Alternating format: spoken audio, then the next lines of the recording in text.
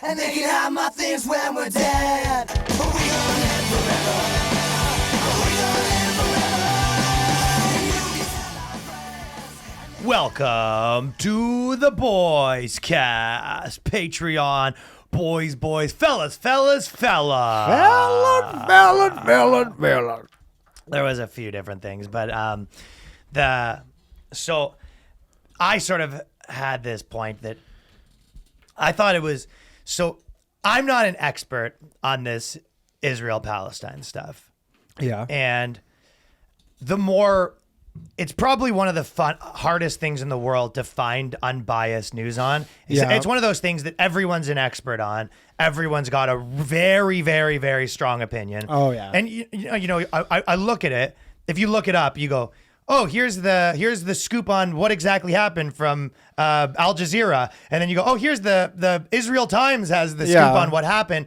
And then I guess, it seems like the problem is, well, sorry to interject, but I don't know. It's been going on for fucking thousands of years. This is not a new conflict. Right. This is like the oldest conflict actually on Earth. Right. And it seems like in America, the liking Israel is now considered a right-wing position. Yes. And liking, being Palestine is the social justice Which it position. has been a right-wing position for a while. Except for the HN. So it's there is a little bit of the, dark web social justice warriors, like Israel's bad. Yeah, exactly. Oh, for sure. Yeah, exactly. They agree. Okay, so that's the... Do you see that Pakistani... The Pakistani woman that on said Twitter, she was saying Hitler was nailing it. Yeah, well, Hitler... It wasn't actually a Hitler quote, apparently. Yeah, but but she thought it was, which is probably as bad. Which was Hitler left some Jews. He didn't kill all the Jews just to remind people of why he killed the rest of them. Savage Hitler. Bold tweet. Yeah, bold tweet, I know. But the thing that I thought was interesting, and without, I feel like I try to make good points on things, and it's I just don't really have anything to add to that conversation. I think I agree with you where I'm I understand. It's so maybe too obvious of a point, but I'm I get if you're fucking Jewish and you go, yeah, these people think you shouldn't have existed. And also Jewish people are we've fallen for this 85 other times. We're no, we're not going to, let them in. And then the Hamas people are they shouldn't even have this land to begin with. It belongs to us. And it's just straight up. But again, it's it's like the goalpost thing where they go, yeah, and again, I fully there's a part of me that totally agree. Here's the main issue is this is a religious battle, right? They're all we have this claim to this land that was given to us by God. Yeah. God gave us this land. We all have different gods. Yeah. And God gave us this land, and none of them are willing to essentially, again, it's always who you ask, because the Palestine Jews God will was be Maya Khalifa, and the Jewish God, the chairman of the Federal Reserve. Exactly. But the Jews will be well, we tried to negotiate and do an amicable thing, and then the Palestinians are there's no deal that involves you guys being here. Exactly. And so then they're okay, well, what? But then the Palestinians are just have super shitty government. Yeah. It's a terrorist organization. I don't think there's that much that, even after talking to us already talking about this, I don't think there's that much we have to add to that. But the thing that's interesting to me is it's funny to watch people, because Israel is the one thing that a lot of Jews in Hollywood are for, that you're not supposed to be if you're social justice. Yes. And every single one of them, whether it's, Sacha Baron Cohen, all of these people, this one issue where they're against the public opinion, none of them say a peep. Except for our bass boy, Jeff Danson. Jeff Danson put it out there. So you go, it kind of, you always look at that thing where you go, is there anything that you think that you're not supposed to think? And for a lot of these people, it's the pro-Israel. Yeah. And then all of those people, when they have their one opinion, but they talk about everything. These people are online being, oh, look at this guy who tweeted this thing. This is anti-Semitism. Facebook is supporting anti-Semitism. It's an all-time high, blah, blah. But this one time where they know that Hollywood isn't with them, they don't have all of these people are silent right now. And I think that was such a telling thing of who's a coward and who's not with their opinions. I'll tell you one thing too with that thing is most Jews are like me, who they're they don't really care.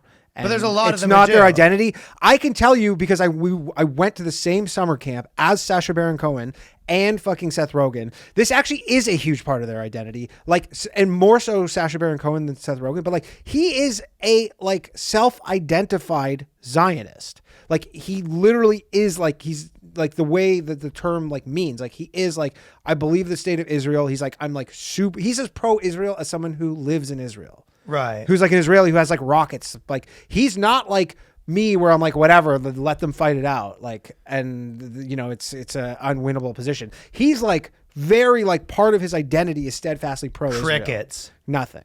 But these people have had everything to say about, you know, a joke on the internet. Yes.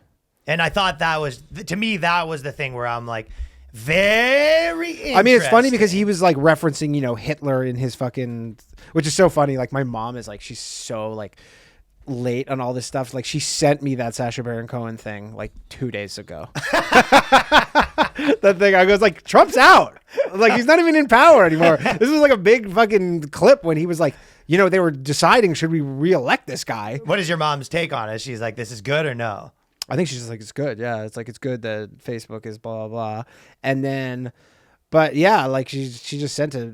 But then she also said, because my parents are obviously like very pro-Israel. Okay. Like super pro-Israel because, you know, their parents lived through the Holocaust. And like the whole point of Israel was like give Jews somewhere that they could escape when invariably people try to kill them, right? When they get kicked out of the 87th country. From the last country that is is left on Earth, they get kicked out of that country. They need somewhere to go that they're not going to get fucking killed or whatever, right? So it's like, but so my mom like sent me like, she's just like, she doesn't even, no explanation, nothing. I just get like a text from her and it's this video of all these people like carrying someone on like a stretcher and like somewhere in the Middle East. And then, you know, someone's like filming from their window and they're like being like, oh my God. And then they like put the guy down, he gets up and walks away. And it's just like, you know, a fucking clip, like a propaganda clip. And I was like, she sends it to me. I'm like, yeah, that's like a 10-year-old video. Like that's not from like what's going on in Israel right now. Boomer scam. Totally boomer scam. The only thing I will say is I do get the same way that you go, America goes and invades all these places or whatever, and you can kind of say that it's hard to not say that America is the bad guy in Iraq or whatever. I think that you can look at some of this stuff and say that, you know, A, they get all this money, and B, I mean, they're a literal sort of outpost for America. Exactly. So I think that you can see that why it's like, you know, like they're I love the bad the guy in this scenario, but I guess the other way around where you go, well, you know, they're just better at negotiating the position or whatever. But what are they supposed to do? I guess. I mean, I don't. Almost so the funniest. I don't know. Almost the funniest thing is like people are like, why does like the U.S. support Israel? You're like, because they're literally like a 51st state for them. They're like they're you know they're I fucking mean, they wouldn't shill. want to say that out loud, would they? I mean, but they are like there's a the Right. reason is because they're like they have all these countries who are hostile to America, and then like plop in the middle of them is this one country who essentially represents all of American ideals. Gotcha. Like you think it's like an accident? No, Like, I don't think it's an accident. Yeah. I think that people are always kind of But people mad about but that. or people whatever. are mad about it. They go, "Why do we support this?" And you go, "Because America wants representation outside of America." Sure. I mean, yeah, exactly. There's 10,000 different theories on all that, and I don't think that I try to talk on stuff I know a little bit more about, but I just thought one thing I can, you know, that was very obvious to me I mean, it is was weird. that people that the one time they have a position that goes against, which I think for a lot of these people was a very important thing to them, they won't post that. Yeah, no. So Just I mean, it's all about narrative and storytelling. all and, about narrative. and you know, they're just like that storytelling. doesn't. They're like they just know. They're like, oh yeah, this is you know, like privately. And again, I don't know what what benefit Sacha Baron Cohen gets from publicly supporting Israel, like in this exact you moment. would think maybe the benefit would be that he's consistent in the idea that I stand up for what I believe in, which is what the basis of his philosophy has been. Like, I'm the guy that stands up for what I believe in, except for this one thing that I really believe in that you guys don't like. The funny thing is he goes, Trump's Hitler, and they go, you know how many people are like Netanyahu's Hitler, and he's like ethnically cleansing all these people, and there's like all this stuff, and they're like, you know, he's just, you know, he's literally killing all these people, and apartheid state, all this stuff. And well, maybe he doesn't like Netanyahu. I don't know. He might not. Probably doesn't. Yeah, my guess would be he probably doesn't like him. And I don't even know the intricacies of every single person, but there's definitely a lot of people that are doing that because I know ones. I know ones that are social justice warriors, but they support Israel. That's their like one thing that they don't waver on. And so of course. I don't know every politician, but moving on, the funny. I saw this article that was really funny on the topic of these narratives or whatever, right? So the New York Times wrote this article. It said, Asian Americans are the most vaccinated group. Yeah. And, there's probably, but the article that they wrote about it is phenomenal because out of the, right out. When they say Asian, do they mean like continent Asia? Like they're saying like Indian people? No, they mean like Pacific Islander Asian, whatever they call that new term. Okay. And they're kind of, obviously their thing is good. Like, so Asians are beating, white men and getting vaccinated. Now, if we could get every other group above that, we'd finally have equality. It's kind of the idea, right? Yep. But the way that they wrote this just made me laugh so much. So in New York City, vaccination efforts have fallen short in some immigration and minority neighborhoods. Organizers say many people would like to get vaccinated, but could not schedule appointments or find answers to their questions. Many immigrants, organizers said, incorrectly assumed they were eligible. It's kind of that thing where they think Incorrectly assumed they were eligible? Yeah, mean, ineligible. Ineligible. Like they a lot of it, because they basically think immigrants are dumb, right? Yeah. So they go. I mean, first of all, the article should start with, "Oh yeah, we were wrong. Asians were actually got vaccinated a lot," because their hypothesis. They're basically saying like, our hypothesis here is that Asians couldn't get immigrated. And it's like, they turns can't out figure it they were out the most. 'cause they don't speak But English instead or of we something. were wrong, they wrote the article anyway. Right. Obviously there's a part where it's like, yeah, we probably can't clump all immigrant groups into the same. And it was like, we're still going to keep doing We'll that. try. To be completely honest, I was very surprised to see that data because that is not... So they're surprised to see that data because that has not been our anecdotal experience, says Caitlin Cohen, the Chief Policy and Public Affairs Officer at the Chinese American Planning Council. Did you see her where name was? What was her name? Carolyn Cohen. Cohen. Yeah. And she works where? She's a public affairs officer at the Chinese American Planning Council. So Maybe she's married to a Jewish guy. maybe she's married to a Jewish person, or maybe she is Jewish. I don't know if Well, everyone who works at this. yeah, I guess. So I don't know if everyone that Figured works it'd there is be an Chinese, Asian but person. So you can see why I found this so funny is because they basically wrote this article. New York Times goes, Asians were the most vaccinated group. And then they're like, we actually thought they wouldn't be, but they are. But all of the evidence points to they would have trouble getting the vaccinations because we think they wouldn't have been able to get them, but they actually got them at the most. Then why are you writing this article? Yeah, you interpreted the data incorrectly. Yeah, you go, but the data is they're anecdotal. You go, like the article's about we were wrong. The article is, we read Vox, which told us how hard it is for minorities to get vaccinated, 10 articles, believed that, our malware is fried, and the data came out, and they go, let's write the article anyway. Yeah, this is article worthy. And they're still continuing to write an article. Like, do you think they're like almost like they're like humbly writing? They go, this humbled us a bit. We thought this would be, and you're like, this isn't news. You would think that, but they go on to tell you that it was actually still hard for Asians. Like, I'm sure if you don't speak English, it's not easy. Like, well, yes, but it was. They have the highest rate. Again, this is the kind of arguments they're going to make. And you go, had this data not existed, it's legitimately, you go, it's really hard for black guys to be in the NBA. And you go, they actually have the highest rate. And you go, but I've been talking to people. I met all these black guys who aren't in the NBA, though, and they're saying it's a tough time getting there. So that's what's happening right explain now. That. That is what we're currently dealing with. Despite the seemingly remarkable vaccination rate, it's remarkable that the Asians were able to overcome such adversity to get vaccinated. Danny, how hard is it to get vaccinated? Could not be easier. Wow, that's not what they say. Could not be easier. Many New Yorkers of Asian descent face a laundry list of complications that impedes vaccination access, immigration status, language barriers, like you said, lack of reliable internet, they don't have internet, and fear of violence. But despite that, lo and behold, The only one thing I would agree on in that whole thing is I think there's people who are here illegally who think they're like, if I go get the vaccine, they'll snatch me up and send me home. Sure. That's the only thing I'll concede. Is Okay. like people believe it. However, Yeah. They don't do that. I know if you're that. making an article that is Asians have the highest vaccination rate, and now the supporting evidence for that article is a list of why it was so fucking hard for them. Yeah. You go, this is lunacy.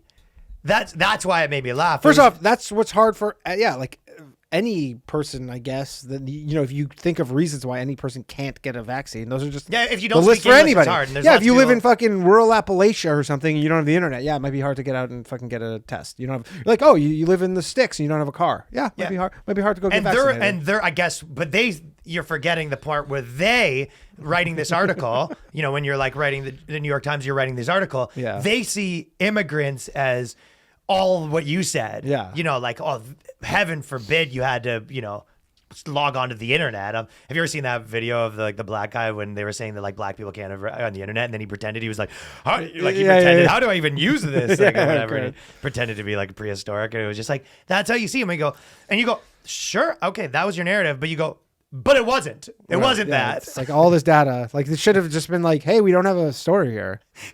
You go, I want to write this story on how hard it is for Chinese people to get vaccinated. And you go, the data shows they have the highest vaccination rate. You go, I think I can make this work. Yeah, just write it anyways. I want to see what you do with Isn't this. that wild? So they said, if you don't have the connections to organizations, like Mekong, who's a girl who was able to make an appointment, I really wonder when people are able to get fully vaccinated. She said, the barriers can easily discourage people who don't speak English and lack technology skills, said Mr. Cohen. The threat of violence has been a huge deterrent for seniors getting vaccinated. Unfortunately, it hasn't been that huge because they have the highest rate. What, because of the Asian stuff? The Asian violence? Yeah, that's That's why what they're saying. afraid to go get vaccinated because they think on the way there they might get beat up. Yeah. This is like a writing article saying, women finishing university at a higher rate. And they do this. They go, women are finishing university at a higher rate. Anyways, here's why it's so hard for fucking women. It's fucking so hard. Here's why they're beating the odds. Yeah. Exactly. And you go, okay, what? So it's sort of, I guess that's the story that they're trying to tell is like, even though it's so fucking hard for them, they managed to overcome adversity and have the highest rate. Yeah. Isn't that crazy? Her father and aunt, who are in their late 60s and from Cambodia, called her from inside to interpret over the phone because no interpreters were available, she said. There's the other component of this that it's kind of like what I was, complaining about with the homeless people outside of my house. Mm-hmm. It's very anecdotal and essentially, I tried to get my license in America, right? And it's been a nightmare, right? Mm-hmm.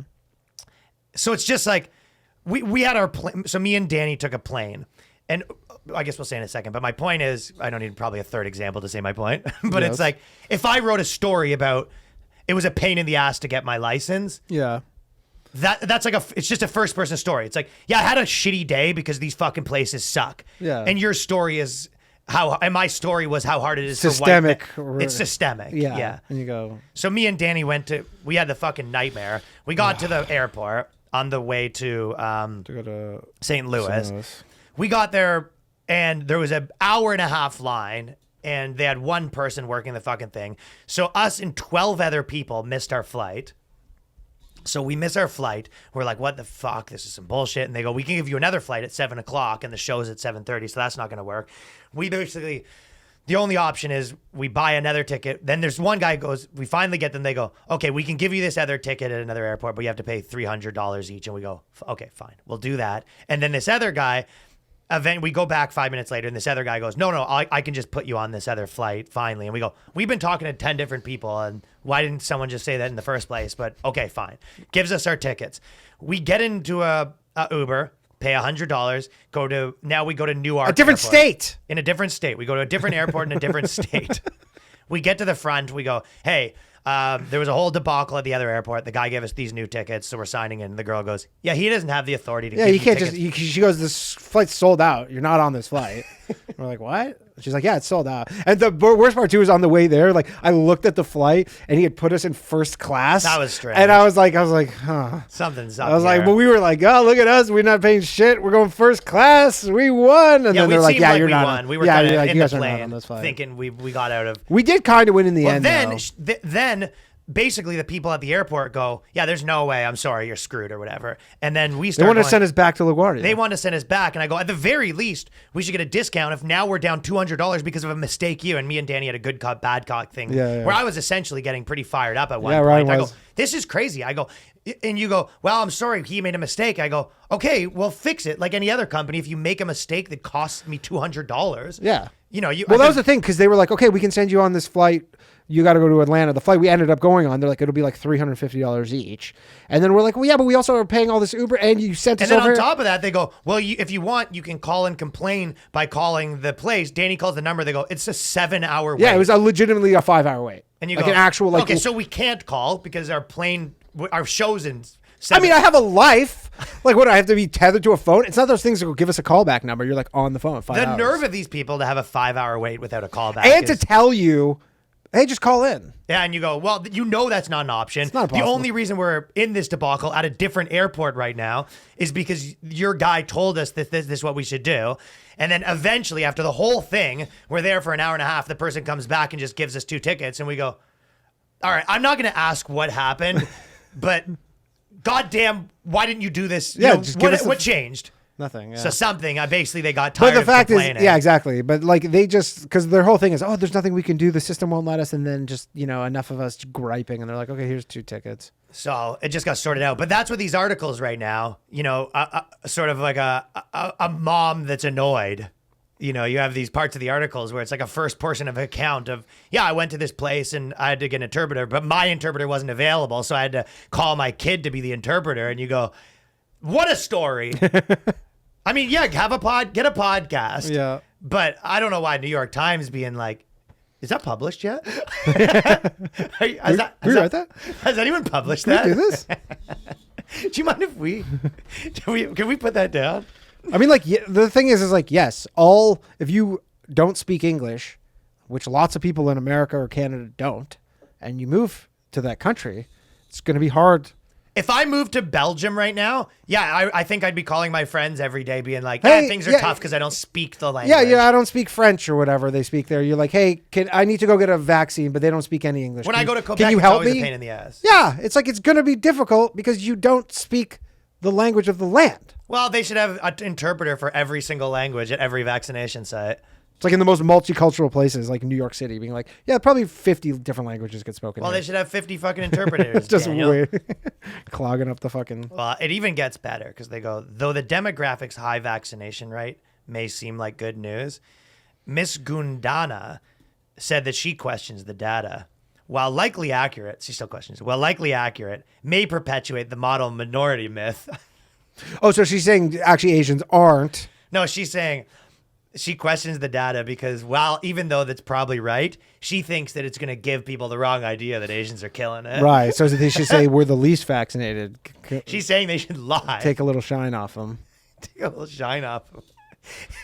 They fucking, it's just, I love the way that these people kind of think. Thanks. Where they go, I'm sure this data's right, but giving people the impression that Asians were able to get vaccinated, I think it's going to do some harm. Yeah. You go, we should lie, I guess. What do you want us to do? It's like, I'm not sure, but I'm leaning towards lying. Yeah, let's just fudge the numbers. What else could you do? She's just worried about it, because shit, my bad. I thought it was maybe a good thing that they were able to. I mean, there is that stereotype. You know how Asians be vaccinated? Yeah. You know how they be getting vaccines? You would think that the story here would just be, no problem here. Yeah. Yeah. Are Asians getting vaccinated? No story. Yes. They got it figured out.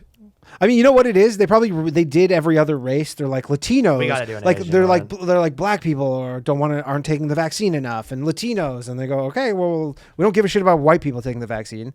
Well, maybe they do, but they're like they've just gone through them all, and they go, what do we got left? The Asians. They go, how are they with the vaccine? Pretty good, actually. They're doing pretty good taking these vaccines. They're taking them a lot. You go, that's a story. That's something, Yeah, I guess. I didn't think that. But they can't just say, good work. They have to, they have to turn it into a sob story. It's like, Right. It is great. Yeah, they're taking the vaccines. But we met this woman who her interpreter wasn't available.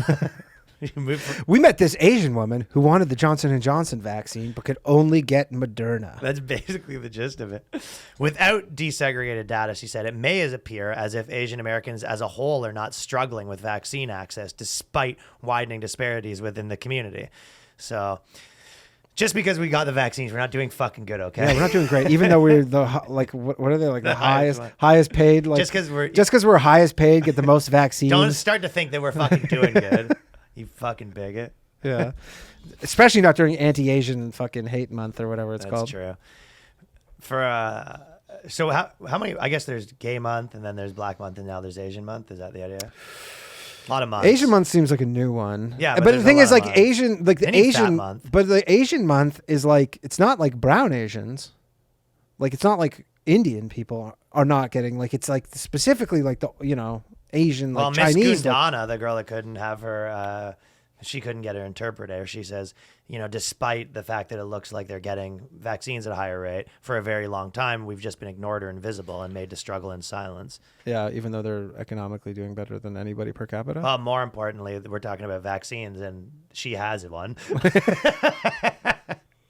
She's like, That was another thing with sorry to go back to the Israel thing where people Yeah. are like, yeah, they took their land. They're like, you're like, you live in America. Like you're talking about, oh, they like took their land. It's like, yeah, and so did America and every other country. Like they applied Right. this like one fucking principle to be like, I don't know why that popped in my head, but no, I understand what you're saying, but the last thing she says, so and so, I didn't write down the name, is getting their first dose.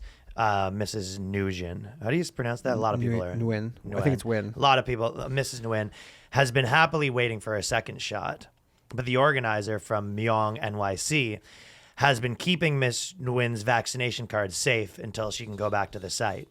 And she already has plans once she's immunized. She's going to celebrate in Chinatown. So there's like a happy ending at the end of the story. Sweet. When she gets her second shot, she's going to. I was gonna have a fucking over a roast pangolin, some bats.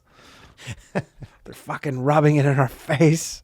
What's the rubbing in their faces? The cutie shirt. Remember when Oh, it's yeah. the Jew stuff? And they go, they're rubbing it right when I kept posing the cutie stuff, and they were like, Oh, all you're Jews saying are like if an pedophile. Asian, Yeah, eating Asian. a bat, Yeah, they're you know, rubbing in our face. yeah, they're like vaccinated eating bats. They go, they're rubbing in Chinatown, like in New York. Yeah. One of the things that I thought was funny we were talking about is we still have friends. I see this on Instagram and YouTube and all those things. We have friends that are comedians that are doing Zoom comedy shows still. It's like people, I mean, I guess in Canada that's all there is. So but we have friends in America. I mean, Ian In was America, doing that's- one. I yeah, go, what that's- do you do? He that's goes, what- I got to go because I have a Zoom show. I go, what are you doing? that's what I said to him. He sent me I saw the lineup. I was like, man, Cuck City. It's like the chick from Al Jazeera and like fucking. You go, what are you doing, pal? Oh, I This is forget he- over. Yeah. No, it is. It's out of control. You go, dude, this whole thing where people are doing Zoom comedy shows is done. Yeah. People do not want it to end, man.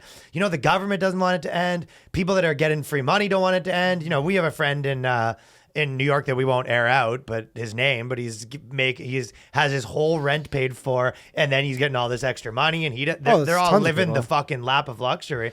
No one wants this to end. No. So on the topic of the Israel thing, pretty funny, and I think you showed me this, but Van Morrison's new song, They Own the Media,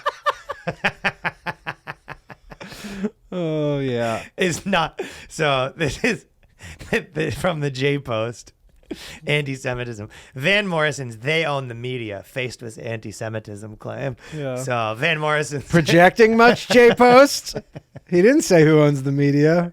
Are you projecting? Yeah, that you're right. That is funny. It's that old Norm Macdonald joke that they had to apologize for saying Jews are on the media, so they are Jews are on Hollywood, so they can work back in Hollywood. Yeah, exactly.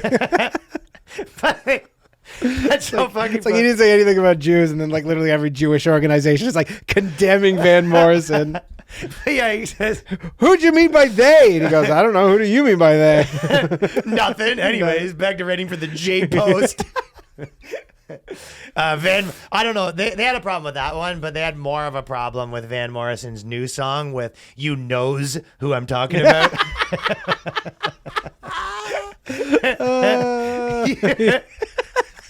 It's him pointing to his nose. Oh fuck, that's funny. Yeah, and he did his Alice in Wonderland themed song about the Small Hatter. That's so fuck. There was this guy that I went to high school with. Actually, Kevin Johnstone. It was the guy from the Johnstones. Yeah. And he was running for class president. And he had these, signs up that were all over the school that said, vote for me for class president. And me and my friends made new signs that said, "You knows I'm the guy for the job," because he's got a big nose. Yeah. And we made his nose longer with Photoshop or something. And we put all these signs up, and he was like really pissed off about really? it. Dude, there's a few things with that guy where I'm always like, the one And he was in the Johnstones? he was That's why it's called the Johnstones? he was the bass player, and the reason why we named our band that is his mom, because this is when we were like grade 10. Yeah. And his mom was very overprotective, so we'd be having band practice, and his mom would come down and be yelling at us and be like, "Kevin, you need to get home," kind of thing, right? Mm-hmm. And the joke was she thought she was in the band, and we said, "Let's name our band the Johnstones," like because of Gotcha. that. And then Yeah, we yeah. ended up kicking him out of the band. We kept the name. That's fucked It was up. a lot, yeah. That's Especially funny. because this was in high school still. But he said he was going to go to school in Vancouver, so he was like, "Yeah, but I'm not going now." And we're like, "Meh, kind of is like you're going now." Yeah. It's exactly like you're going now. Did he ever go to Vancouver? Yeah, he did. He went to Vancouver, and he was kind of like a pro mountain biker a little bit. But Okay.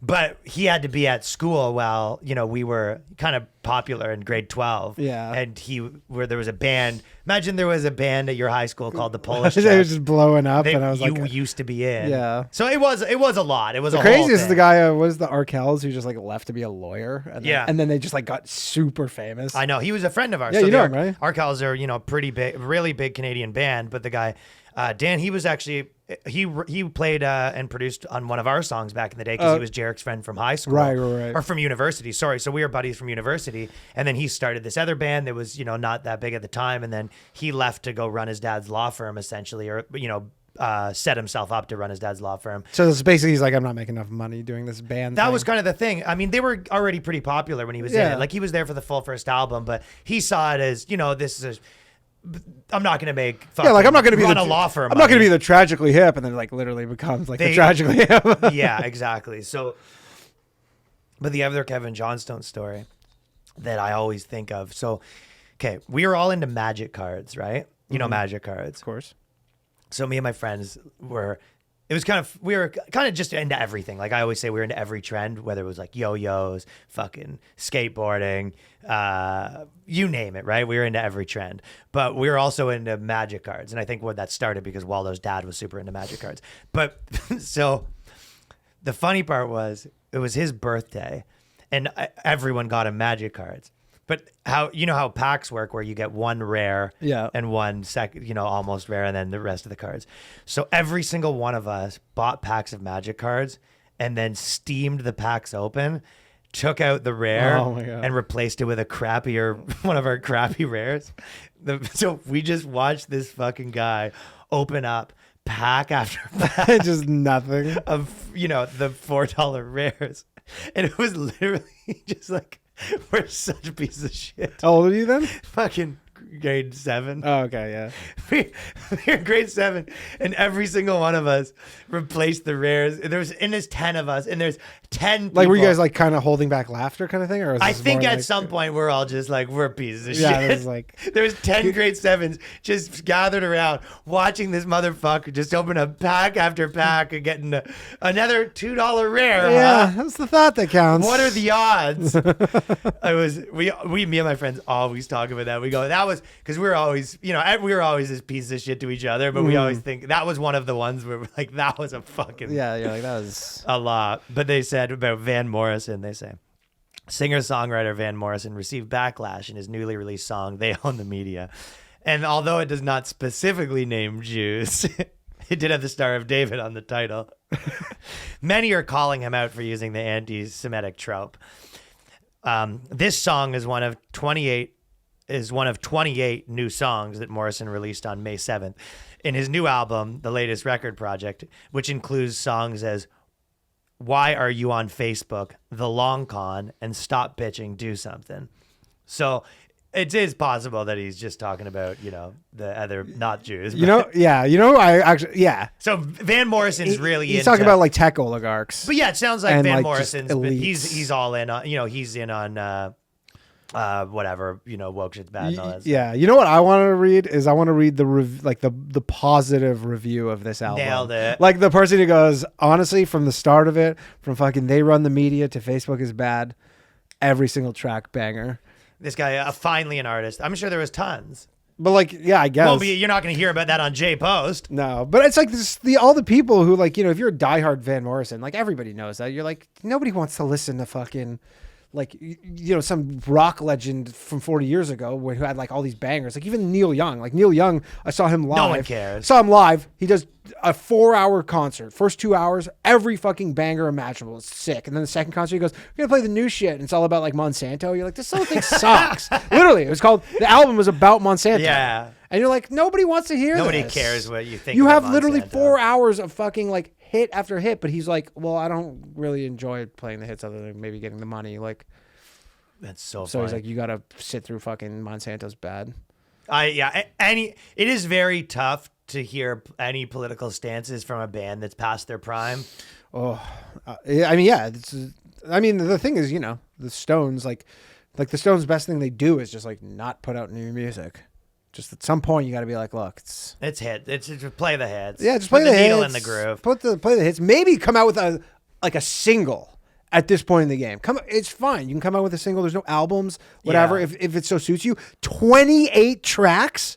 That's like a fucking 4-disc box set. Yeah. You're like in one go. Like you're like maybe like fucking edit a bit. There's no way you came out with 28 songs. Well, he did too many. What's he going to cut? The long con, or is he going to cut Why You Going on Facebook?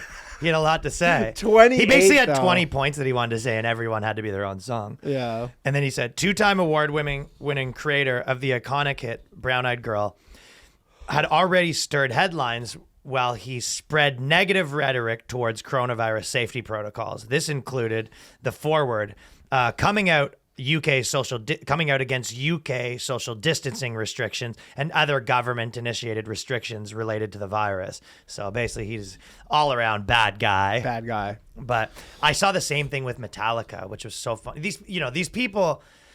The ones that own the It's the media? same thing that they did with Joe Rogan and the Dave Smith thing recently. But so Metallica, it was the singer. I forget that guy's name, but James Hetfield. James Hetfield. He was in an article with some metal guy, and the whole thing was essentially like a fluff thing, right?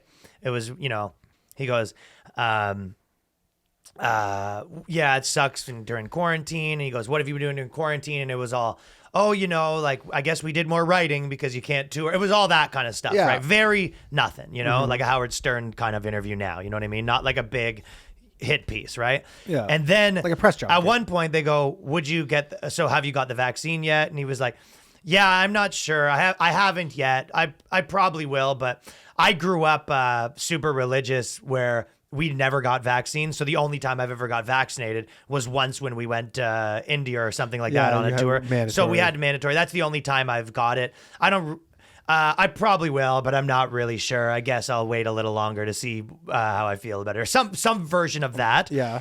Headlines galore. Coronavirus denier, fucking James Hetfield, all this. And not a single person read the article because every comment, I follow some of these, like I said, metal and punk sites. Every comment was like, well, I'm burning my Metallica album. Even though a pretty metal stance is to not take the fucking vaccine. Like, that's not a very, like, metal thing to be like, let's all get vaccinated and be good citizens. Right, exactly. Like, you're like, it's Metallica. It's like, literally, he should be like, all right, let's fucking crack open a case of coronavirus and drink it. Yeah, that's kind of the gist of it, right? But these people were fucking... people were retweeting it like James Hetfield just broke my heart, expected more. Big yikes, my man. Big yikes. Daily Beast says big yikes to James Hetfield.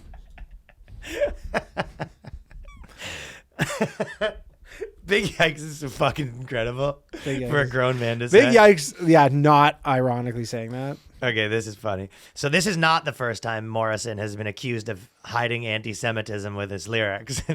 In 2005, Morrison came under fire for his song "They Sold Me Out." Van Morrison's already getting it, but this is what I liked. Yeah. Many of the reviewers from places like InsideHook.com. Okay, so Inside Hook, Stereo Gum, Pitchfork, and The Guardian, among others, could feel the sense of air of conspiracy and tinfoil hat theories throughout the album. So he didn't outright say it, but Inside Hook thinks he might be talking about the Jews. What was the I was tone? just saying, What you was got the some album? fucking balls, Inside Hook. What was the album? Telling other people they got some fucking linguists. Yeah, seriously. What was the what? What was the album about? The 2005 one? What was it, like? What was it supposed to be about? Tinfoil hat conspiracies, my man. What were the conspiracies of the time? That was what, Obama? No, it wasn't still Obama yet. That was Bush. Just like, was this like 9/11 stuff? I don't know what his 2005 album was that's about, what- but the title track was "They Sold Me Out." Yeah. And they had 3 brackets around it. Parentheses. had the parentheses. So Alexis Paditras, who writes for The Guardian, noted that his song "Western Man" has some troubling alt-righty stuff. Such as?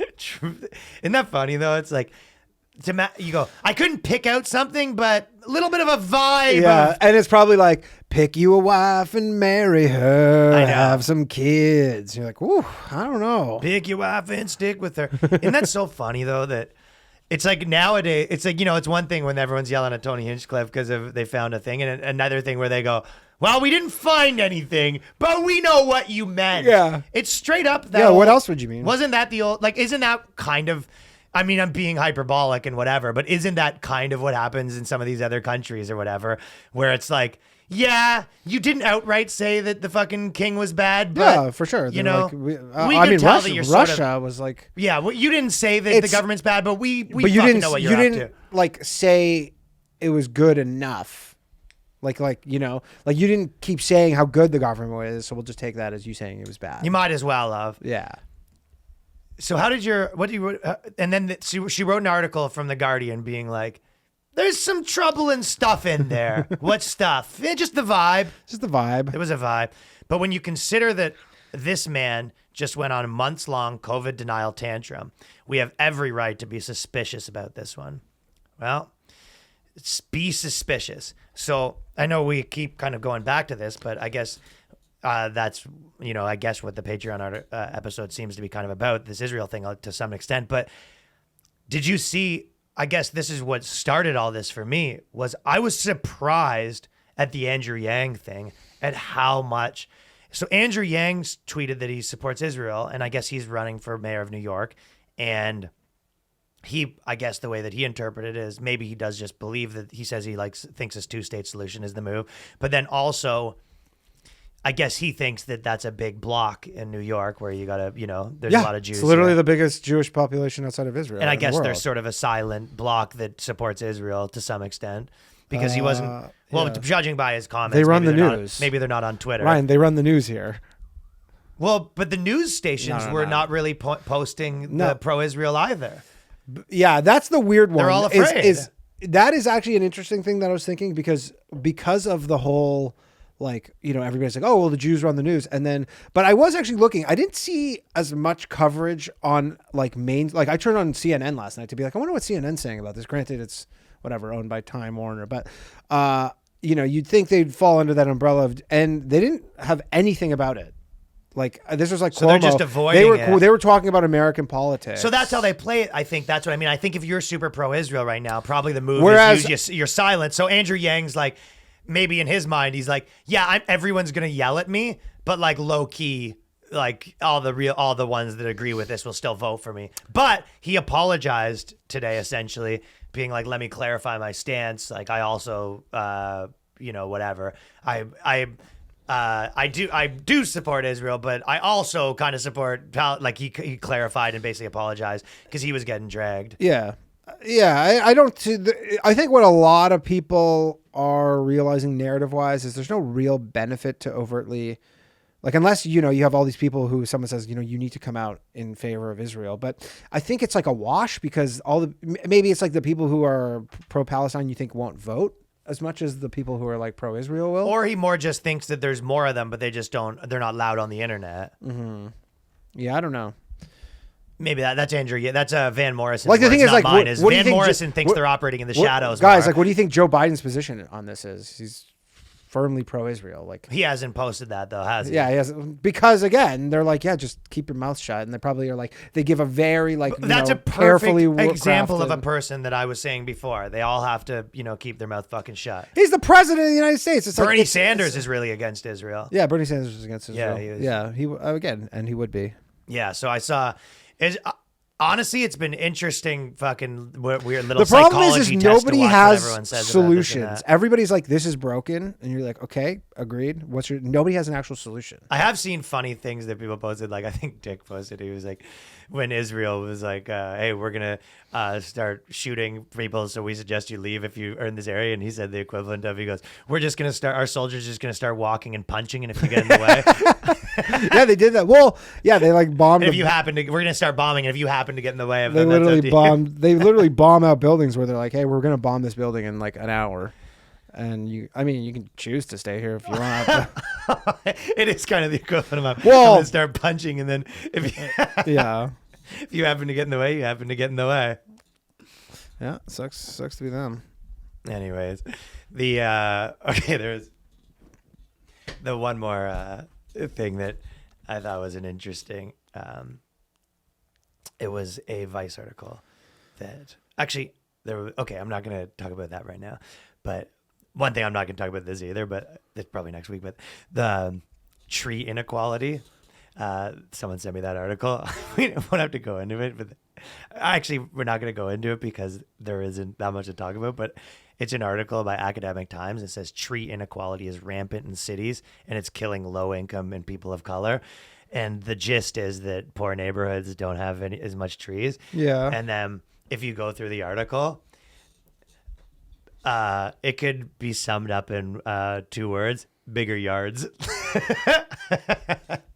The whole thing, it's like they have to concede at some point. There's like, yeah, because the poor neighborhoods live in apartment buildings, and the richer neighborhoods, they have a yard, so they have the tree on the yard. Okay, but also like, okay, I'm not fucking, apologies if someone's smarter listening, but if you go to the middle of the woods in Central Park, or you go to like, are carbon dioxide levels different? They're saying they are, and it's killing them. But like from the suburbs to the city, like there are noticeable differences in the carbon dioxide. That's the theory. Like where it That's the theory theory like coming proximity at you. to a tree matters. Like when we're talking about like, a mile or like 100 feet. The only thing I could see is if they go, yeah, there's like, if you're near nature, it's like the levels of depression are higher or something, and more people kill themselves because they're not near trees. Well, they offer 12. They have 15.2% less tree coverage on average than high income blocks, and the summer temperatures. So it makes the temperature makes it hotter. cooler. So it's the hot temperature. It's systematic disparity, but it's like, I mean, yeah, you're right. If you live in a dense project or a place where I live, which is not a cheap place to live. But yeah, we're going to have less trees because they need to make room for homeless guys to set up their shops.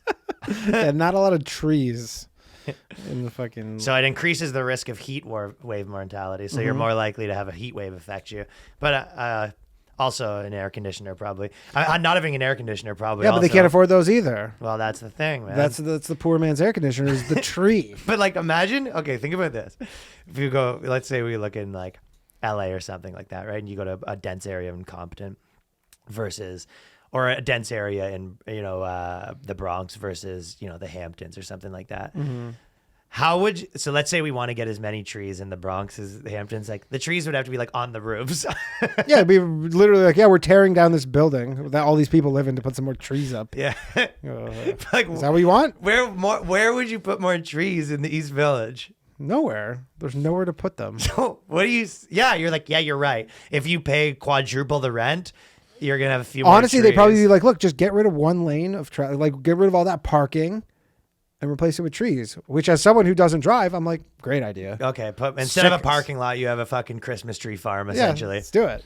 I'll go for that. The differences were stark. A neighborhood with 5% higher income level, for example, had 20th percentile compared to the 15th percentile has 1.2 more treeage coverage. So some areas is like almost 1% more trees. Whoa. I didn't know the disparity was so great.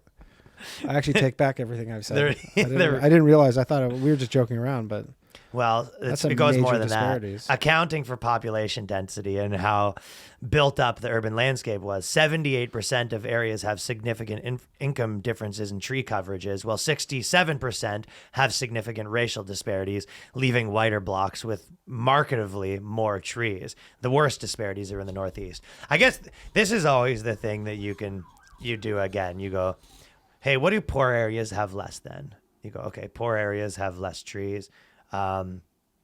Poor areas. Anything that's a resource, they have less of. Fancy restaurants. Anything you could consider deem a resource, they have less of. You name, they have worse schools. You could go. A list goes on and on of the things that poor areas have less of, and then you go, black people don't have this. You go, why? You go, well, because more black people live in those areas, and those areas don't have this. Again, it's what and I've there's said. an unlimited amount of things, which is kind of my art, the blogger thing. But you have an endless supply of grievances. Yes, but again, and I'll go back to saying, and you can make them all racial when they're that not. they make them racial, but it's a class thing. Yeah, tree planting has to be done in concert with local communities. You have to go to. So they want. That's another thing. Probably, hippie white people are probably more likely to be into tree planting than. Yeah, obviously. And that resident politicians could use the information from their cities to decide what they want to do. I certainly hope the work motivates policymakers at municipal or state or federal levels to think about this environmental justice issue and plan ways to rectify it. So, yeah. Also, it takes 20 years for a tree to grow, so it's like you should be literally blaming 4 administrations ago. But and also it's kind of trees right now. It's kind of the perfect scam because that is what you want exactly. Issues that can't really be solved. You go, how would you solve that? And you go, that's the beauty. That's the beauty. They won't. They can't. That's the beauty of numbers. And I get to keep my job being aggrieved. So I listened. I think you did too. We both listened to that podcast where, on Lex Friedman and that guy. What was that Michael guy's name? Malice and what's that guy's name? Tom or Johar or something. something. But he was the crazy Ayn Rand guy. Yeah, he's big into Ayn Rand. Yeah, which is that kind of always reminds me of that Giannis thing. He said that thing and I can't stop thinking about it whenever someone's talking about Ayn Rand. He goes, "What am I in a fucking dorm room?" Yeah. I feel like that when I'm hearing about the Communist Manifesto too. I go, "Am I in a fucking dorm room right now?" That always makes me laugh. But they had some good points, and it was like the articulate, things that I've probably said or you've probably said, but I thought that they articulated them well in the sense that less freedom always makes people hate each other more, because the more collectivist it gets, the more people are at each other's throats.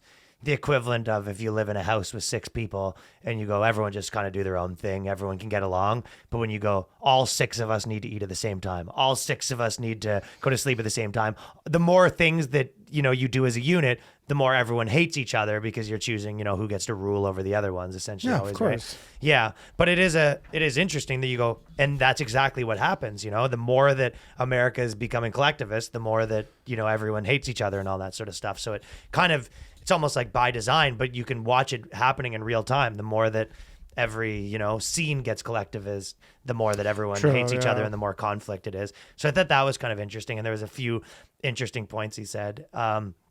Also, with all that stuff, a big part is you can't. It doesn't just happen. You need people to participate against their will now, right? Mm-hmm. So that's because with communism, you go. The interesting part about it is in a free society, you can go be a communist. Like you and 500 people can go put your money together, buy a big plot of land, live there, and pool all your money together. If you work, how many people do you need? 1,000, and then you pool all your money together. And then, obviously the problem is the people that are paying way more money eventually go, well, what the fuck would I do this? Or they're like doing more work or whatever. Well, you go, why the fuck would I want to do this? So then eventually it falls apart and you're only left with people that don't want to work or whatever, right? And they go, well, yeah, that's why we need a government to mandate the fucking people that don't want to participate to, participate in the society. And then maybe kill them for and not kill participating. them. Yeah. And kill them. That's where it basically goes.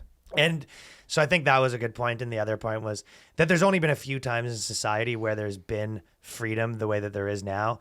And there's only been a few times in history, and it's created sort of the best of times always. So if you look at, even when you look at Rome, like any time there was freedom in America, you could probably say isn't that free anymore and all as much as it was or whatever. But any time that there was a lot of freedom, that's created the best societies in history. And I think that's probably accurate.